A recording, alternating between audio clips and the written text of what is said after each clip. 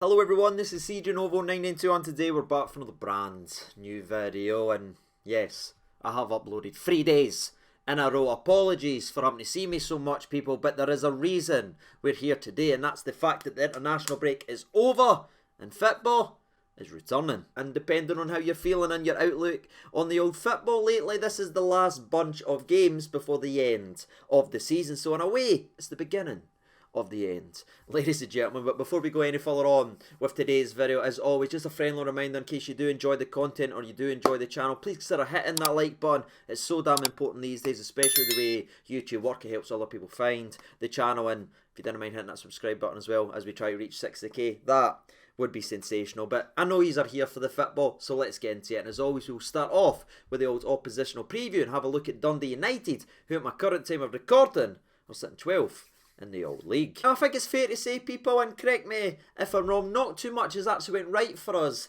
this season in the league, but if there is one thing that's went right, it's the fact that Dundee United are bottom. Hashtag sorry, not sorry. But in all seriousness, Dundee United has been in and around that area all season. What was first saw as a bit of bad luck turned into a blip, and then a bit of a bad run, if you want, has now escalated into a relegation dogfight that they've been pulling and scrapping and fighting in for the large majority of the old season. Managers have come and gone, players have came and gone, results have came and gone, but the one consistent is Dundee United near the old bottom of the league. And it's very interesting to look at, because you think back to when we made this preview video in January, early January, when we went ahead and played them, it looked as if Dundee United was turning a corner, picking up 7 points in the previous 3 matches coming in to the last time we played against them. But after we put them to the sword with that 2-0 win on the 7th of January, they have went on to a winless 9-game run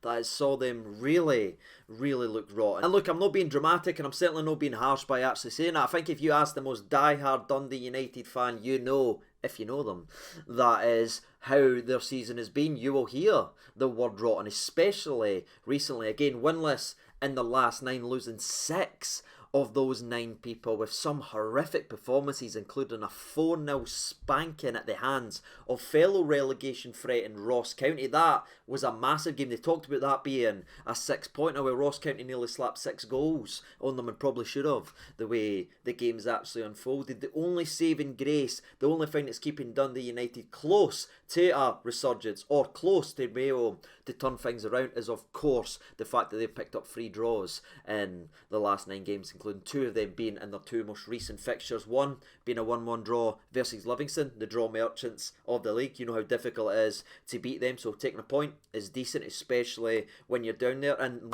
their most recent game, which was a 1-1 draw again with St Mirren. So they picked up 2 of their better results recently coming in to the game of Ibrox. But again, last time they said that, they lost and went on a horrible run. Will we see history repeating itself? I sure hope so. Since that period, that 9-game run that we're talking about, they have scored just 7 goals during that period as well, showing they are struggling to put the ball into the back of net, especially when you consider only in 1 match have they scored more than 1 goal during that period, and that was a 2-2 draw with Hibs. Interestingly enough, by the way, if you want to go back even further than that, the last time they also scored more than 1 goal in a match was also against another side for Edinburgh, as it was Hearts. Something about this Edinburgh side that gets this Dundee United scoring goals, because they struggle against every other team, people, and again, very rarely score more than 1. And you think about that, right? Being poor going forward, being poor at scoring goals, not being clinical enough. Well, at the back door, how are they? Are they strong defensively? Are they keeping clean sheets? No, people, because in that same period, which have scored just 7 goals, they've conceded 19, people. Remember when I used the word rotten? I really meant it. And it's so strange, you know, because despite all the jokes and me poking fun and having a wee bit of fun here on the channel, if you look at the Dundee United side on paper, you see talent, you see players who should be game changers, you should see match winners, and you compare them with the teams that are in and around, and you'd probably give the advantages to Dundee United and say they are a better side and everything like that. But for whatever reason, it's not translated. I don't know what's going on behind the scenes. I don't know if they've all fell out with each other. I don't know what has went on. But this group of players, and there is talented players in there, just hasn't translated that into performances and points on the actual park. But it does lead me sort of looking into this game and that, because you look at them where they are in the league. Again, they're still their destiny in their hands. They're still to play a lot of teams, and the way the split works, they will be playing teams in and around them, so it's still there to be won. So you look at this game right here and everything like that, and we talk about how many goals they've conceded. You might start thinking, well, it's going to be a 5, 6, 7, nothing then. Well, as much as I would love that, and fingers crossed that we do end up seeing that, I think it'll be the exact opposite, because where Dundee United recently have had to actually go forward and try to score goals, to try and grab any point that they can actually get, which has been resulting in them conceding the 19 goals they've conceded in their last 9 games. Coming to Ibrox, that's no their mindset at all. Yes, they are in a relegation dogfight, and yes, every point is a prisoner, but that doesn't mean they're going to come out here and attack Rangers by any stretch of the imagination. I still think they'll see this game as almost a free hit, so instead of going forward and trying to score goals like they have been recently, I think you'll see the ultra defence cling on for dear life, because it is almost a free hit to them, and if they can grab a point, that point right there is pretty much gold for them this season. So I'd expect a very, very defensively strict Dundee United. I expect their central centre-back, maybe Edwards, for instance, to play the ball out from the back. I'm expecting channel balls all damn day, people, and the way that they play, the way that I think they'll try and hurt Rangers is those channel balls out wide and then whipping it in to Big Fletcher in the middle. So you think of that, crosses for them, and the way we cross it, there'll be more crosses the Mora than there is in The Exorcist. Now, did I see an Exorcist reference coming when I was starting that paragraph? No, people, but I'm happy it's there. A little bit.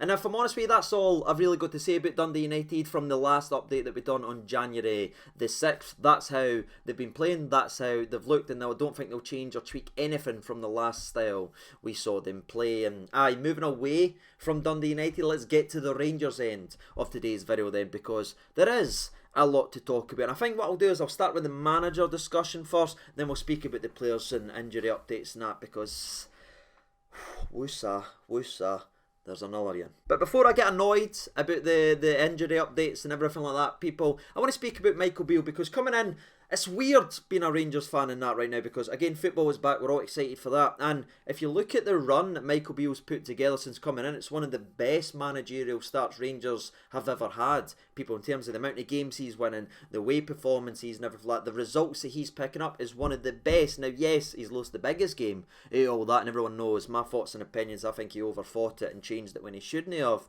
people, but I'll put that to one side there, because again, he will make mistakes now and again. If you look at his run, he's been absolutely spectacular as Rangers manager, and his start to a managerial reign goes head to head with pretty much the greats of this game. So for people that's maybe voicing their opinion, especially recently about Beale and not being too happy and starting to take digs at him, I do feel it's a little bit unwanted, because you look at the run he's put together since coming in. Do you think that was happening previously? No, we were only going one way previously, and if I'm honest with you, everyone talks about the gap being there, the 9-point gap and all that stuff, but Beale didn't create a gap, and he hasn't since there. Yes, the goal difference and everything like that, but that Celtic side's just an attacking animal, but no gap in terms of points has been created. That was the previous manager that created that, ladies and gentlemen, and put us in this hole. It was the previous manager that lost our gap the year and all that before. And for me, the frustrations on Beale and everything like that, where we are in the league, is a little bit wrong and a little bit misaligned, in my opinion, because it's on the previous manager and it's on the board for not making the decision when they should have. Because can you imagine if we made the decision when we started to slip and we started to look horrible, and it was clear and evident we had to make that change instead of waiting till we fell 9 points behind? I think Beale could have done a hell of a lot more for this club. So for me, I feel like he's done what he can do, is there, and some of the ill feelings toward him, I'm just no getting. Let's get him into the summer, let's get rid of the deadwood that we need to get rid of the players that's been here a little bit too long that need to move on to find fresh motivation, and let's see an actual pre-season in the legs of these players, because I know you're sick to death of me hearing it, but the way we were physically before Beale came back was an embarrassment, people. And yes, we're almost there now, but we can't get a complete performance. There's only so much band-aids you can put on during this period, people. You actually need to sit them down and get them running, and you obviously do that in pre-season. So I'm not want to sit here and sound like a Beale fanboy or that, but some of the digs and that I've seen recently, I'm just a bit confused. So in my opinion, manager's still the one. The frustration should be at the board who created the gap, if you want, by waiting and sitting on their hands for far too long. But that's just my 2 cents, ladies and gentlemen. I just wanted to voice my opinion on Michael Beale and all that himself. And something that has to be looked at is, of course, not only the performances, the energy levels and everything like that in terms of where we are, but this medical department, people, because we're moving away from the manager and we're going to get to the personnel, because we have yet another injury to the first team, and it's Nicola Raskin. People, remember the guy who never gets injured, who's very robust, who's very injury free, who was almost on a maybe for the last game before the international break, and he just missed out, but he'll be back after the international break. Remember all that? Yeah, well, he's out for this game, people, and they're hopeful he'll be back next week. I've seen this story before, people. What is going on with the medical department at this club? Why is minuscule stuff resulting in long-term injury? That's 3-4 weeks now he's been out. If you take the international break, that's about a month. Why? What is it? Do you know what I mean? It's crazy at the end of the day. And so anyone who was expecting Nicola Raskin to be involved in the game tomorrow, you have now been given your answer. He won't be, people, as he's out injured. But he should be back next week to start training. I'm sick of it, people, right? I'm absolutely sick of it. And the one way you could look at it right enough is he really is a Rangers player now. But we lost Raskin, but again, Suter and Hadji and all, they're all mainstays now. They're involved in training. Suter's got a heavily written up and everything and spoken about in his press conference from both Michael Beale and Goldson. So you may see him actually be given a start tomorrow if we're thinking about resting players like that. But they're just back for the international break. They've just been back for 2 weeks off, especially the large majority of them. So for me, there's no time for sympathy points or sympathy minutes. No, let's win every game. Let's continue to build a winning machine here. Let's get back to feeling comfortable. And for me, you play your best 2 centre-halves, which are Ben Davies and Connor Goldson. Might just be me, but that's how I feel. But moving on from there, we actually got a wee update regarding Robbie McCrory and all that, as well as we found out that he's been injured. Again, we've kind of talked about that on the channel. I mean, the goalie who doesn't goalie, he's been injured. People, you know what I mean? What happened? Did he fall off the bench? Like, I'm not getting into it, people. But Michael Beale came out here and said that now that this is him back fit for the first time since he's been in as Rangers manager, he just played in a bounce game. But more importantly, Robbie McCrory will be given an opportunity to play and show that he can handle the expectations and everything like that comes with being a Rangers goalie. So I would expect to see that very soon. Not tomorrow, because it's Alan McGregor's 500th appearance, which is a sensational thing, and we'll talk about that more tomorrow, hopefully with a clean sheet about that. But again, Robbie will be given his opportunity very soon as Rangers goalie to see if he can take the mantle and take us where we need to be. So anyone who wanted McCrory to be given a start, you'll be getting it very, very soon. And that's it, ladies and gentlemen. Everyone else remains the same. Again, you've got Lawrence out for the end of the season, Roof out for the end of the season. Fingers crossed that's not the same for Raskin. He's supposed to be back next week, but sorry if I'm sceptical about this medical department. You just can't trust them. But with that being said, I've kind of talked about the opposition. I've talked about something that's been going around regarding Michael Beale, and has he made an impact? What kind of... I think it's quite evident the impact that he's actually had, and it's there in the stats and statistics. Yes, we bottled a 2-1 lead at January because we couldn't clear a football, but that's no on Beale. But what is on Beale was obviously the cup final, but again, players were still not able to turn up and actually play like they wanted to win that trophy. So that's me, had my say on Michael Beale and his impact, and also the injury department, giving you the latest update. All that is left for me today is hand the reins over to you guys, because I would like to know what your predictions are for tomorrow and what you actually want to see. Do you want to see Suter and all that be given opportunities, or do you want to see, again, Davies and Gold to continue to build the partnership? Because that, to me, is the partnership gone forward. Suter was signed to replace Goldson.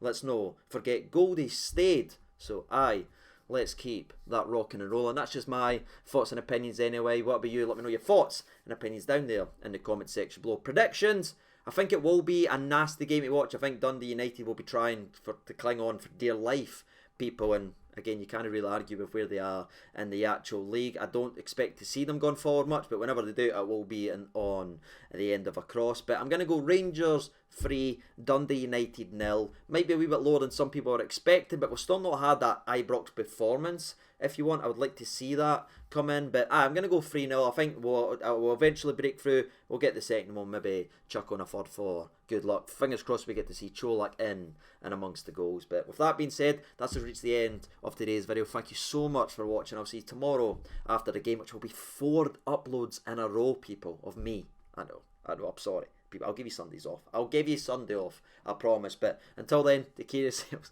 All the best, and bye-bye.